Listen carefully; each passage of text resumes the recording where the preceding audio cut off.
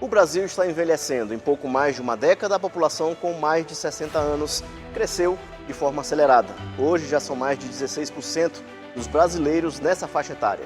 Com o aumento da longevidade, cresce também a necessidade de garantir direitos básicos, como saúde, transporte, renda, moradia e dignidade. O Estatuto da Pessoa Idosa assegura uma série de garantias, mas na prática, muitos desses direitos ainda não chegam a quem mais precisa. Violência, abandono, golpes financeiros e desrespeitos fazem parte da realidade de milhares de idosos em todo o país. Entre o que está na lei e o que acontece no dia a dia, existe um abismo. Como funciona a proteção jurídica à pessoa idosa? Quais são os crimes mais comuns? Como denunciar? E qual o papel da família e do Estado nesse processo? Essas e outras questões estão no debate do Contraplano de hoje.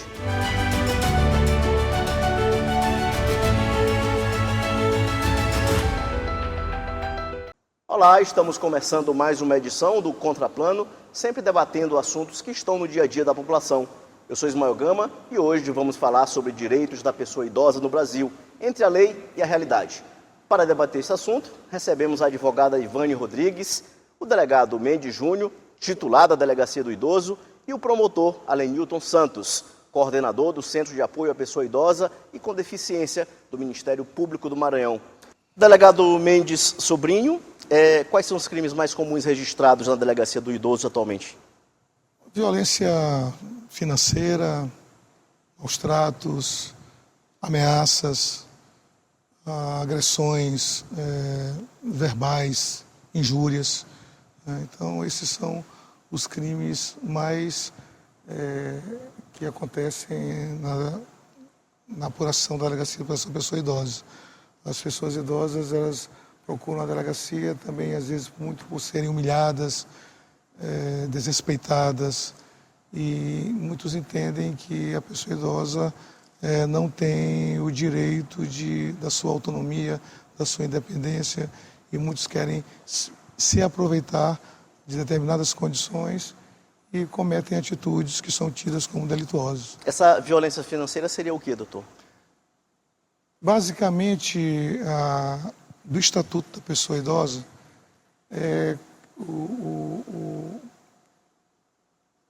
se apropriar ou desviar recursos ou bens dessa pessoa idosa. Basicamente acontece quando alguém que tem a confiança dessa pessoa idosa, às vezes um parente, um amigo, uma pessoa que mora na casa, e tem acesso ao cartão, à conta dessa pessoa, e sem o seu conhecimento e sem a sua anuência, desvia esse recurso, faz empréstimo, faz um Pix, paga, faz uma compra, sem o conhecimento dessa pessoa idosa.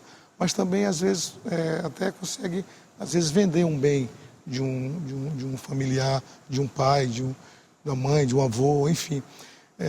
E também quando há essa apropriação, quando não quer devolver algo que é da pessoa idosa, e quando a pessoa idosa quer esse bem de volta, a pessoa não quer devolver, não devolve. E é uma espécie de apropriação, né?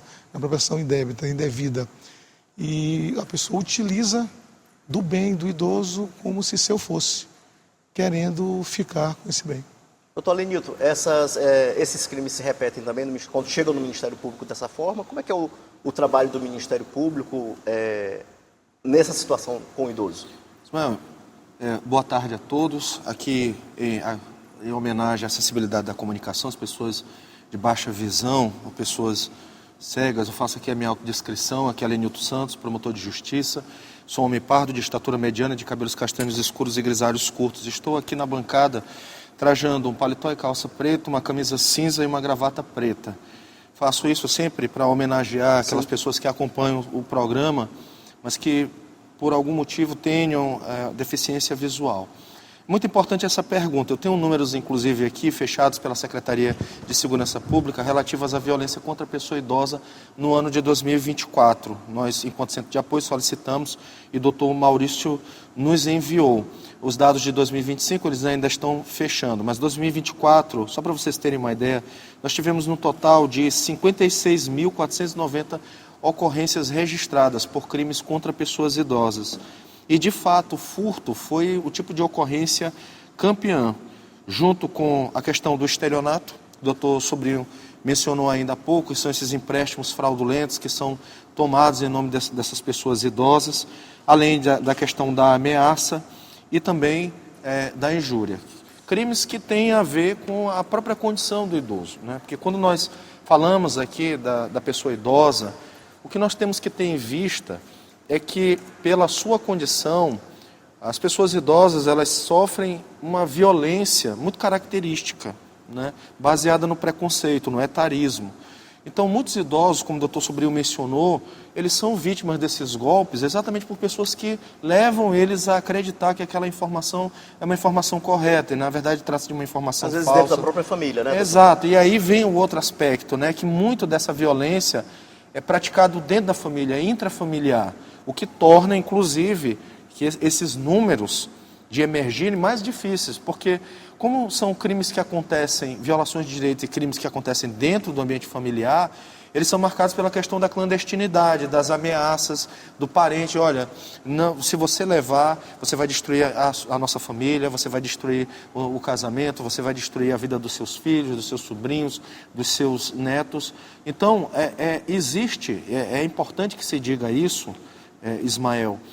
O combate a esse tipo de violência, sobretudo de tentar retirar da clandestinidade esses crimes e fazer com que as pessoas denunciem, que as pessoas levem ao Ministério Público para que seja investigado, levem à Delegacia de Justiça para que seja investigado. No caso de crimes financeiros, como foi mencionado por doutor Sobrinho, o Ministério Público, inclusive, produziu uma cartilha no ano retrasado, estivemos expondo na Rede Nacional de Direito da Pessoa Idosa, em vários grupos de pessoas idosas, como evitar e o que fazer se o idoso ou a idosa cai num golpe como esse. Então, o foco do Ministério Público sempre é o de ajuizar as ações penais, pedir a responsabilização penal dos autores desses crimes contra as pessoas idosas, mas, ao mesmo tempo, trabalhar a política pública da pessoa idosa, trabalhar informação, conhecimento, os canais de denúncia. Muita gente não sabe, mas o Disque 100 ele pode ser utilizado para fazer a denúncia no caso de crimes contra pessoas idosas. Mas poucas pessoas têm conhecimento disso. A gente tem que massificar essa informação, os canais de ouvidoria. Então, sim, o foco do Ministério Público hoje é tanto trabalhar a questão da responsabilização criminal diante desses números que foram apresentados, de violência intrafamiliar, ameaças, agressões, golpes, como também trabalhar a questão da política pública, da conscientização, tentando construir assim, vamos dizer, uma sociedade mais preparada para combater esse tipo de violência. Doutor, qual é o maior desafio do Ministério Público nesse tipo de situação envolvendo idosos? É romper o silêncio. É como eu disse, né? O criminoso, nesse caso, como muitas vezes é alguém da família ou é alguém conhecido do círculo social do idoso, ele sempre se vale de ameaças. Olha, se você fizer isso, eu vou lhe fazer o mal. Se você fizer isso, eu vou lhe matar. Se você fizer isso... E com isso eles acabam conseguindo, vamos dizer assim, o silêncio desses idosos. E aí tem uma outra informação, né? Como infelizmente nós ainda temos uma cultura muito etarista, muitas vezes quando o idoso senta com o vizinho, senta com o conhecido para dizer, olha, eu estou passando por isso, a pessoa o que diz para ela? Não, isso aí não vai dar em nada, não vai adiantar, não adianta você ir denunciar, isso aí não vai dar em nada. O que acaba sendo um grande impedimento para a gente, de maneira, Ismael, que nós temos que esses números de 2024, que foram registrados pela SSP Maranhão, pela Secretaria de Segurança Pública, são casos subnotificados. Nós ainda temos muitos casos subnotificados com relação a essa questão da violência contra pessoas idosas. Ressalta-se que esses dados, né, da Secretaria de Segurança foram produzidos e encaminhados pela Delegacia de Proteção ao Idoso, que é a delegacia especializada que apura esses casos, né? E, por exemplo, há uma diferença que temos que pontuar no que diz respeito, por exemplo, ao estelionato, ao furto mediante fraude, né, que estão no Código Penal, do tipo penal especial, que está especificamente no Estatuto do Idoso, que é o artigo 102, que é o que eu pontuei, que é o apropriar-se de ou desviar bens, proventos, recursos do idoso. E que geralmente esse tipo penal é cometido por pessoas da família, pessoas que tem a confiança da pessoa idosa ou que a pessoa idosa depositou essa confiança. Enquanto que o estelionato ou furto mediante fraude, geralmente são pessoas estranhas, são pessoas que induzem o idoso, inclusive entrando em contato pelo WhatsApp, pelo telefone, ou abordando essa pessoa idosa que conta uma história fictícia, né, leva o idoso ao erro, né, e se aproveita disso e obtém uma vantagem econômica indevida. Então esse é o estelionato, enquanto que a questão de, por exemplo, de pegar o cartão do idoso, fazer um empréstimo, sacar, comprar para si, fazer um Pix, ou seja, usar a conta do idoso sem o seu conhecimento e sem a sua anuência, em benefício próprio. É um outro tipo penal. Doutora Ivane, quais direitos muitos idosos só descobrem quando estão numa situação de vulnerabilidade como essas aí? É descoberta, que vai à polícia? O que acontece muito na sua prática como advogada no dia a dia? A primeira coisa que nós devemos observar dentro dessa análise dos direitos da pessoa idosa é a vulnerabilidade, né? E essas pessoas, elas sofrem elas têm essa proteção especial por sofrerem esses tipos de crime, por exatamente estarem em uma situação, muitas das vezes, de uma condição física, pela idade, ou cognitiva, por alguma doença, ou até mesmo pela própria idade, aí tem um esquecimento, tem uma doença específica, e aí tem uma certa vulnerabilidade, às vezes, de compreensão, de locomoção, e cria-se, aí os familiares precisam entender que precisa haver uma proteção, principalmente familiar, porque muitas das vezes a maioria dos agressores, das pessoas que cometem crime contra a pessoa idosa é um familiar, mas há a necessidade de haver essa conscientização dos familiares, de pessoas próximas,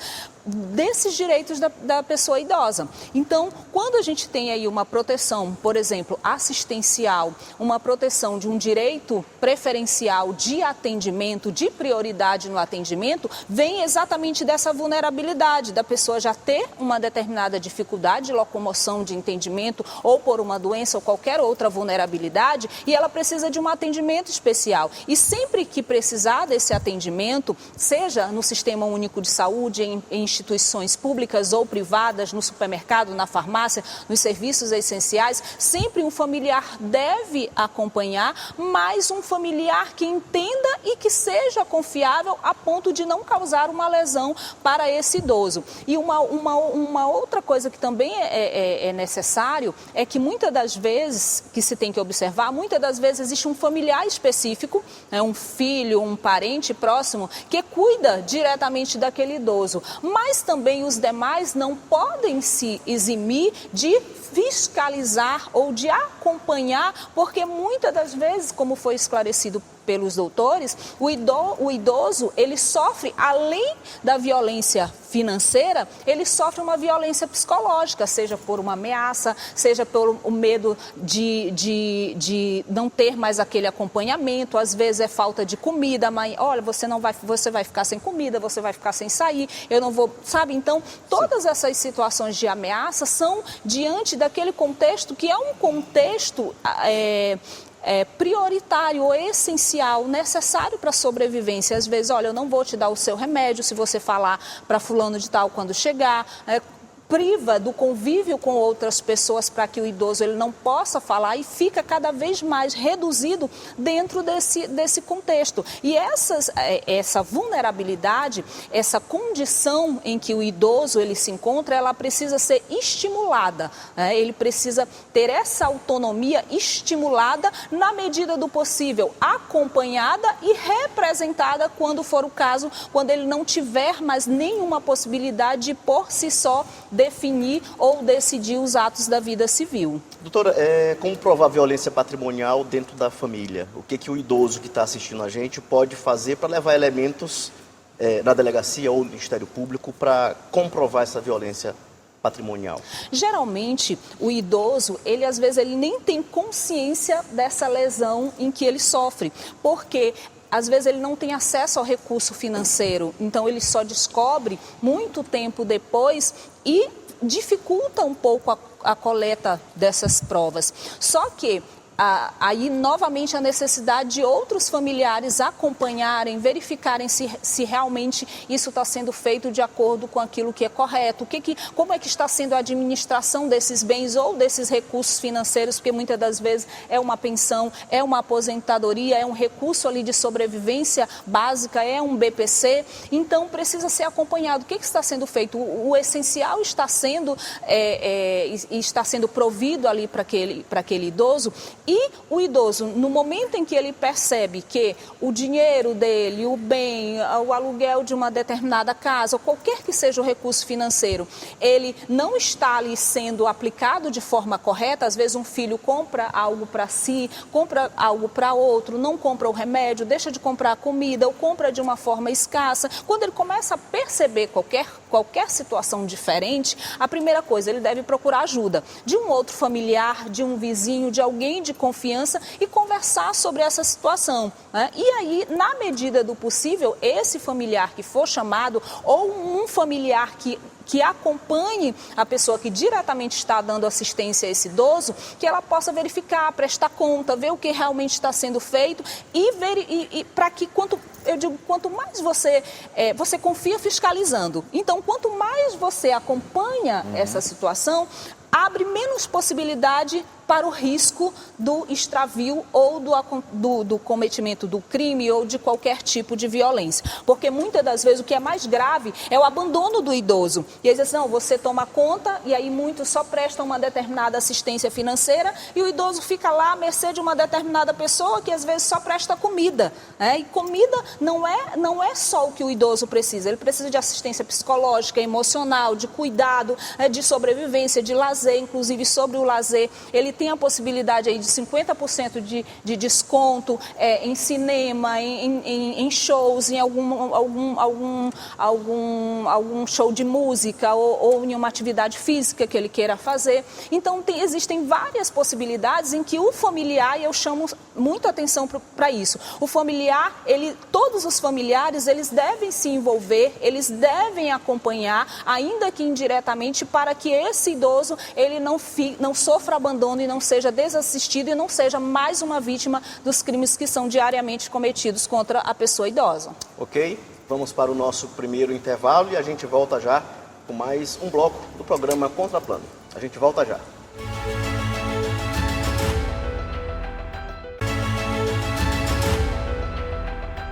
De volta com o Contraplano, hoje estamos debatendo direitos da pessoa idosa no Brasil. Entre a lei e a realidade, e para essa conversa recebemos a advogada Ivane Rodrigues, o delegado Mendes Sobrinho, titular da Delegacia do Idoso, e o promotor Alenilton Santos, coordenador do Centro de Apoio à Pessoa Idosa e com Deficiência do Ministério Público do Maranhão. Doutor Alenilton, quando o abandono familiar passa a ser crime? Olha, essa é uma excelente pergunta, porque a violência contra a pessoa idosa tem ficado cada vez mais em evidência, por conta do próprio envelhecimento, né? A população idosa hoje é cerca de 15% no Brasil, no Maranhão cerca de 12%, segundo dados do último censo do IBGE. E esse tipo de a violência contra esse segmento da população segue exatamente essa lógica, né? Muitos idosos, pessoas chegando até a velhice, e aí o que acontece, né? Aquilo que nós estamos conversando. A família, muitas vezes, e a própria sociedade, não vê mais uma utilidade, esquece toda a história, esquece todo o afeto dispensado ao longo dos anos, em muitos casos, né? Porque há também aqueles casos em que não houve afeto, mas arvorados nisso fazem com que a pessoa idosa ela perca os direitos fundamentais dela ou não considere como um sujeito de direitos, né? Como alguém que tem todos os direitos fundamentais assegurados no Estatuto da Pessoa Idosa, vida, saúde, a moradia, a participação na cultura, isso é muito importante. O idoso ele tem que ter o direito ao lazer dele respeitado, o acesso à cultura. Por quê? Porque ele é uma história viva, que tem que ser contada, que não pode ser de forma alguma como um livro ser fechado. O idoso ele está numa fase da vida dele, que é como nós falamos muito na RENADE. Não é que seja a melhor, isso aí, nós não devemos fazer isso, né? Não devemos fantasiar a velhice. A velhice é uma fase da vida, daqueles que chegam lá com seus desafios, como a doutora mencionou aqui, né? E nesse sentido, a questão do resguardo aos direitos fundamentais das pessoas idosas precisa ser uma pauta constante para todos nós. As famílias precisam ser educadas nessa cultura de respeito. Ponto, isso é uma coisa. Mas aí os idosos sofrem violência. O que fazer? Dentre outras medidas que nós discutimos muito, a questão da responsabilização penal, mas existem medidas na seara civil que são adotadas.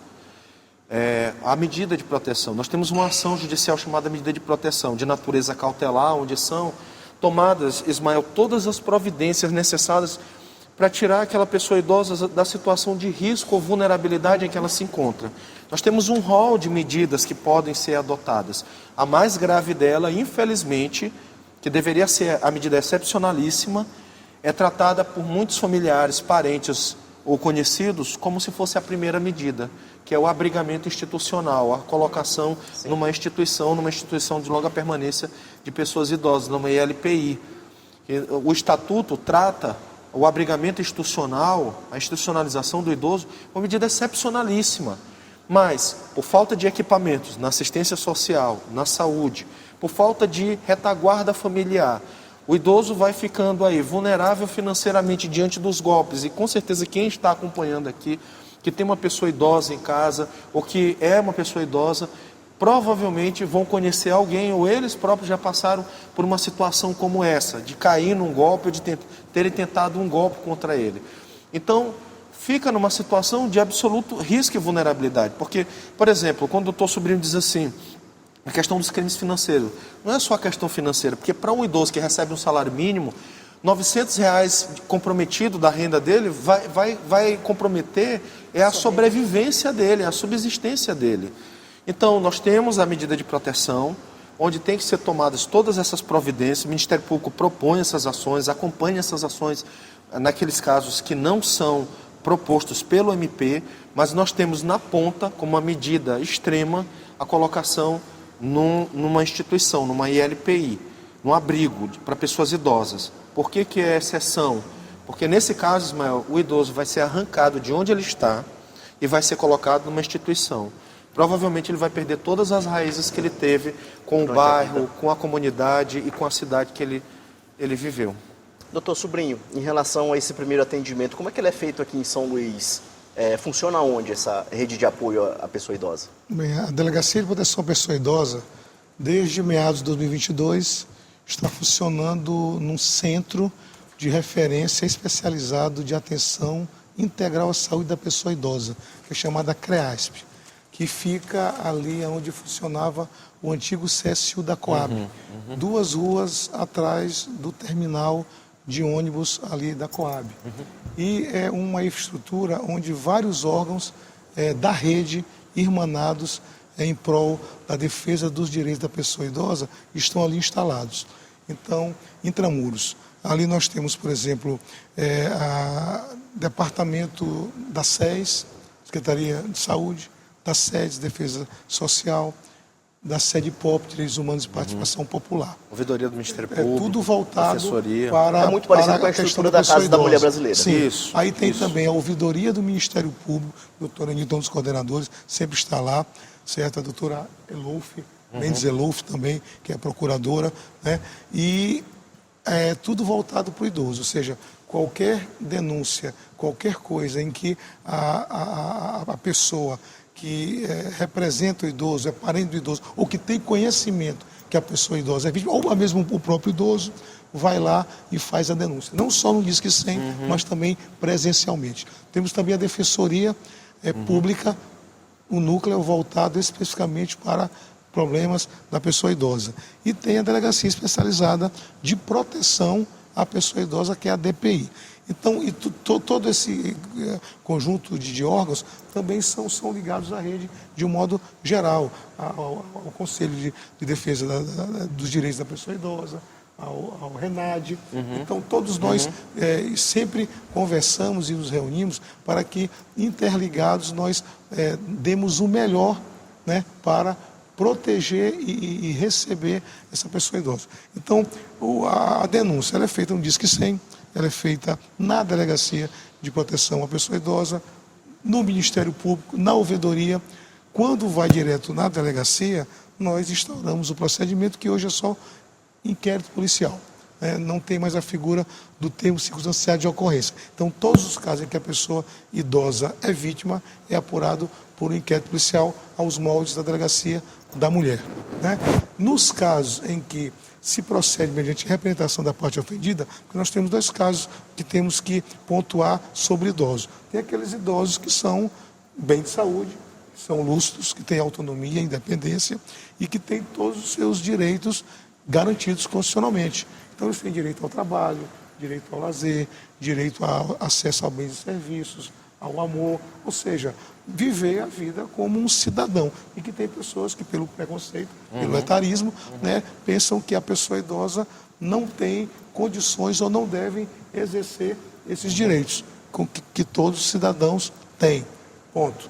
O outro lado é o idoso que está precisando de apoio, que está precisando de ajuda, que é vítima devido à sua condição de saúde, certo? Então, nesse sentido, qualquer pessoa da comunidade que tenha conhecimento de que uma pessoa idosa é vítima de qualquer coisa, pode denunciar, inclusive anonimamente. Sim. Ligue o Disque 100, ou às vezes vai no canais da ouvidoria do Ministério canais da Público ouvidoria também. do Ministério Público, que muitas vezes o Ministério Público instaura uma notícia de fato, apura preliminarmente lá a situação e depois encaminha para a delegacia para nós instaurarmos inquéritos ou então diligenciarmos para apurar a veracidade daqueles fatos e ver o procedimento a ser feito para encaminhar à justiça. Então, nesses casos, por exemplo, nós temos que pontuar, porque tem situações criminosas que são chamadas de crimes de ação penal pública incondicionada. Ou seja, a pessoa idosa, no caso, a pessoa idosa é vítima, o poder público, a polícia judiciária, tem a obrigação de apurar. Em outros casos, mesmo sendo a pessoa idosa, ela sendo lúcida, independente, com autonomia, só se procede mediante representação desta. Aí, neste caso, nós esclarecemos a pessoa idosa e muitas das vezes, talvez uma questão doméstica, uma questão de vizinhança, estão com problema com uma pessoa no serviço e que só querem que a outra parte seja chamada para que haja uma mudança de comportamento, uma retratação, enfim. Então, nesses casos, a gente faz muitas audiências, nós trabalhamos com audiências, temos essa visão social do cargo, nem todos têm, ou seja, aquilo que a lei não proíbe e permite, nós esclarecemos a lei ao idoso e eles estão, doutor, se vindo para cá, se retratando, ou então ressarcindo aqui o prejuízo do dano causado, o dano como crime é de ação penal condicionada à representação. Então, muitas situações são resolvidas ali, às vezes uma perturbação, a pessoa muda de comportamento e se sente satisfeito e a questão é resolvida na família, na comunidade, no serviço. Agora, tem outras situações que nós somos obrigados a apurar mesmo contra a vontade da pessoa idosa, porque tem certos casos que é o Estado que se sente a vítima principal. Ismael, me permita só uma parte de 1 minuto, só para falar da importância do CREASP, que é o nosso centro de referência. Ele é uma grande referência nossa em atendimento à pessoa idosa, porque como disse o doutor Sobrinho, isso precisa ficar bem claro para a população, lá é feito não só o atendimento à questão da saúde, que nós temos várias especialidades lá, como nós temos vários órgãos, sede POP, Ministério Público, Defensoria, Delegacia da Pessoa Idosa. Então, que inclusive atende a toda a região metropolitana. Então, é muito importante que as pessoas que estão assistindo o programa saibam que, por exemplo, doutora Ivânia disse ainda há pouco, a questão da violência psicológica. Lá tem psicólogos, tem assistentes sociais para acompanharem, para produzirem relatório. Lá pode ser acionado o Ministério Público, lá a partir do posto da ouvidoria do Ministério Público, a Defensoria a partir do posto da Defensoria Pública. Então, a pessoa não fica pulando de órgão em órgão, não precisa. Tudo lá concentrado. Isso. Então, era só esse ponto que eu queria destacar. Perfeito. A importância de todas as pessoas idosas em situação de vulnerabilidade ou que procuram um serviço de saúde ou algum outro serviço. Nós temos esse equipamento que é uma grande referência no Brasil inteiro por ter agregado todos esses serviços. Só mais uma informação, Ismael. O CREASP foi fruto do trabalho da Abras. É importante que a gente destaque o trabalho que a Abras teve dentro do orçamento participativo, de terem lutado para que a verba fosse destinada. E hoje, lá no antigo CSU, nós temos esse equipamento que é uma referência para o Brasil inteiro, não apenas para o Maranhão e para São Luís. Doutora, a Justiça costuma ser mais flexível e sensível em relação a essas demandas envolvendo pessoas idosas? Sim, assim como os direitos da criança e da mulher, existem varas especializadas no Poder Judiciário para tratar essas demandas, com profissionais como promotores especializados, juízes especializados, uma equipe técnica especializada, uma equipe multidisciplinar especializada nos direitos e nas necessidades em que essa pessoa idosa tenha para um atendimento que supra exatamente essas vulnerabilidades e necessidades do idoso. Certo. A gente pode falar, doutor. Me permite só uma parte. É muito importante a gente destacar. No final do ano passado, a Corregedoria Geral do Tribunal de Justiça do Maranhão lançou um projeto chamado Prioridade Máxima Idoso, que é o estabelecimento de metas para os juízes de primeiro grau no julgamento das ações que envolvam direitos de pessoas idosas. Sejam mais rápidas, né? Exatamente. Então, nesse ponto, sobre o sistema de justiça, é importante a gente destacar esse trabalho da Corregedoria Geral do Tribunal de Justiça e a preocupação deles de que esses processos que envolvem direito de pessoas idosas já tenham a prioridade assegurada em lei, mas que, de fato, os julgamentos ocorram dentro de um prazo razoável. Então, há preocupação da Administração Superior do Tribunal de Justiça e é importante a gente destacar esse programa que foi lançado, esse projeto deles, da Corregedoria Geral. Isso também é interessante para que as pessoas entendam, né, que isso é necessário, essa agilidade é necessária exatamente porque o idoso ele está em uma situação, muitas das vezes, de perigo, sofrendo violência, sofrendo ameaça, sofrendo necessidades, privado de direitos essenciais e essas medidas, como, por exemplo, as medidas protetivas, elas ocorram e que sejam deferidas o mais rápido possível para que uma dessas medidas elas atendam a essas necessidades. E também com relação à questão dos conflitos familiares, o atendimento do idoso, ele está dentro dessa perspectiva de conflitos familiares. É muito importante que a família ela tenha essa concepção de conscientização dessa fase que o idoso viva e é uma atitude que eu gosto muito, né? que eu, na verdade, cultivo e sempre que eu posso, eu elogio muito a questão dos delegados, quando eles têm essa mediação, né? Dentro das delegacias com os familiares, porque muitas das vezes tem essa falta de conscientização, essa falta, essa sensação de impunidade que gera principalmente a violência moral e a violência psicológica. A gente vai para mais um intervalo e a gente volta daqui a pouco com mais um bloco do Contraplano. Último bloco.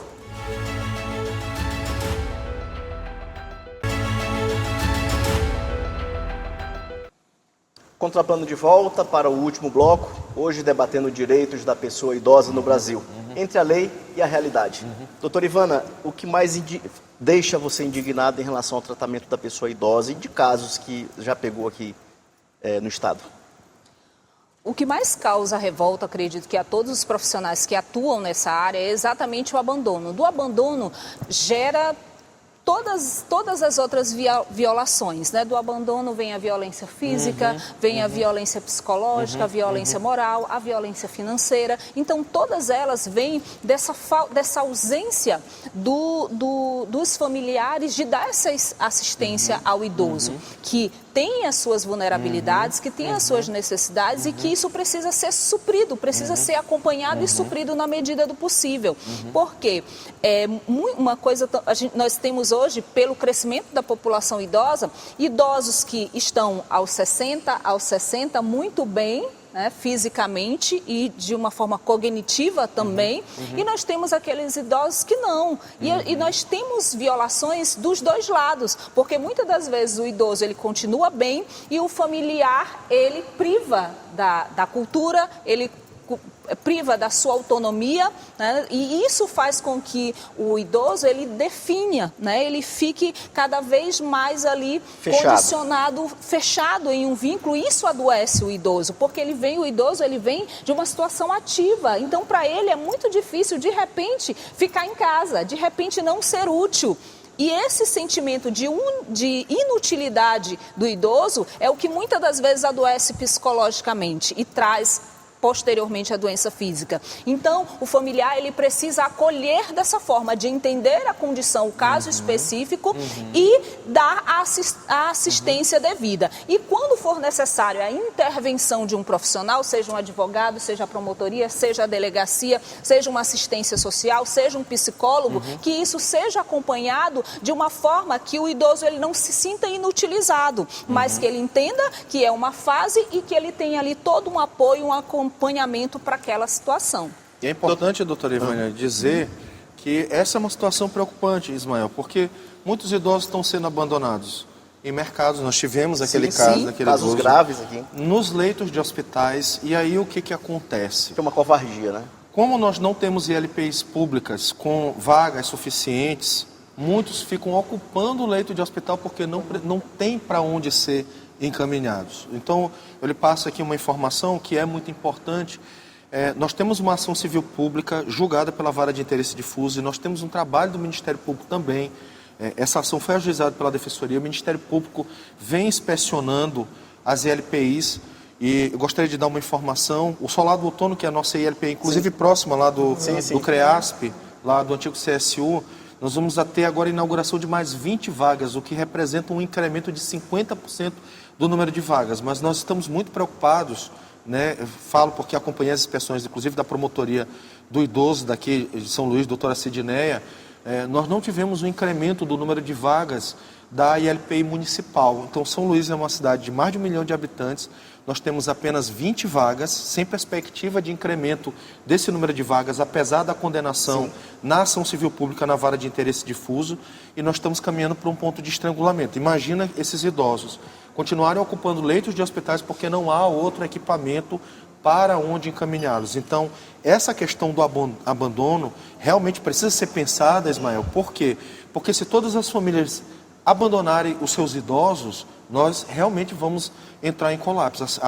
Enquanto sociedade, nós realmente vamos chegar num ponto em que nós não temos mais como voltar atrás, né? Doutor Sobrinho. Aí, mais uma vez, a importância da família nesse processo, porque enquanto que o Estado não tem condições de promover o acolhimento desses idosos que sofrem abandono, a família, por outro lado, se acolher, se acompanhar, se promover o cuidado da saúde física e mental, menos pessoas estarão nessas condições. Com certeza. E muito mais essas famílias estarão ali com aquele idoso como uma pessoa que faz parte, né? Ele não é uma pessoa que foi excluído, não é um objeto que você deixa ali e dá só comida. Ele faz parte da família, ele foi responsável por você e por todos os familiares que estão ali e merece o devido respeito. Em caso de abandono, precisa ser responsabilizado. Doutor Sobrinho, que sinais de alertas vizinhos e amigos devem perceber nesses casos de violência contra a pessoa idosa? Ouvirem alguma coisa, olharem, terem a sensibilidade de que alguma coisa pode estar acontecendo com aquela pessoa idosa. Às vezes uma pessoa estranha que passou a frequentar a casa do idoso, a andar com a pessoa idosa. Idoso muito magro. O idoso sem também os cuidados da higiene, as roupas muito... Então, nesse sentido, é bom qualquer indício de que uma pessoa idosa esteja sendo vítima de violência, denunciar. Denunciar porque é competência dos órgãos da Polícia Judiciária, do Ministério Público, investigarem e fazerem o procedimento que a lei determina. Então, se faz uma visita social, o próprio Ministério Público tem também esse setor, a nossa Polícia Civil, a DPI, tem lá a assistência social especializada que checa em loco aquela denúncia, se aquela pessoa está passando por maus tratos, por alguma outra violência, porque não só conversa com a pessoa idosa e entrevista aquelas pessoas que estão na residência, mas também observa tudo que está em sua volta para fazer um relatório social que muito embasa na investigação criminal. Doutor, se o senhor me permite, essas indicações também, elas servem para vizinhos, porque nós temos muitos idosos que moram sozinhos e muitas das vezes na maioria das vezes, foram abandonados ou não têm familiares na cidade ou próximos, e aí eles se recorrem de vizinhos que moram próximos, que precisam também estar atentos. Viu o idoso hoje, como é que ele está? Tem alguém estranho ali próximo? Tem, né, para que também aquela pessoa se sinta acolhida de alguma forma.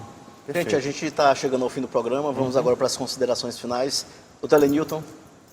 Bom, eu gostaria de agradecer, Ismael, a todos aqui da produção do programa. É uma grande satisfação para o Ministério Público sempre estar participando desse debate. Nós temos uma questão muito importante, que são os direitos fundamentais da pessoa idosa, sobretudo a questão do envelhecimento digno, né? Quer dizer, que a sociedade, de fato, se conscientize que a pessoa idosa ela tem direito a envelhecer, e esse envelhecimento ele precisa ocorrer com dignidade. Ou seja, a sociedade precisa se empenhar para que o respeito, a educação, o afeto realmente pautem essas relações, tanto dentro das famílias, como também na rua, na comunidade, por onde os idosos estão caminhando. É sempre bom a gente falar disso, né?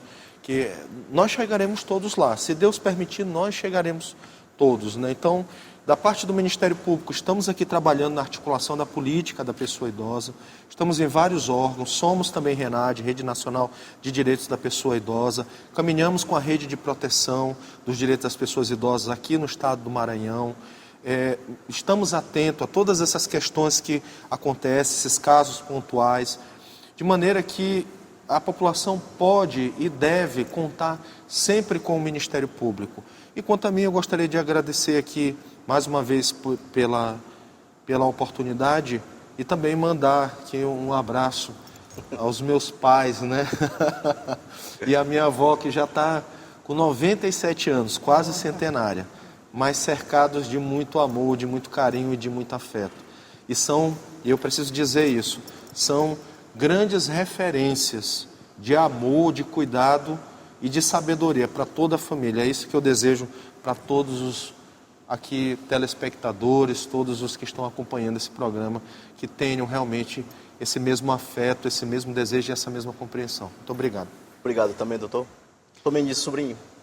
Agradecer essa oportunidade, a Polícia Civil, Delegacia Geral, Presidente da Capital e Delegacia de Proteção ao Idoso, Secretaria de Segurança Pública, que tem essa oportunidade de estar com profissionais que lidam no dia a dia com essa temática, com essa problemática, e que é necessário para que nós possamos ter toda essa atenção devida à comunidade vulnerabilizada de pessoas idosas, que tem o direito de exercer a sua cidadania, como todo brasileiro, mas que também, quando necessitar de apoio, tem que ter o apoio estatal, para que qualquer pessoa que venha a violar esses direitos possam ser responsabilizadas e as pessoas idosas vítimas acolhidas. Perfeito. Doutora Ivana.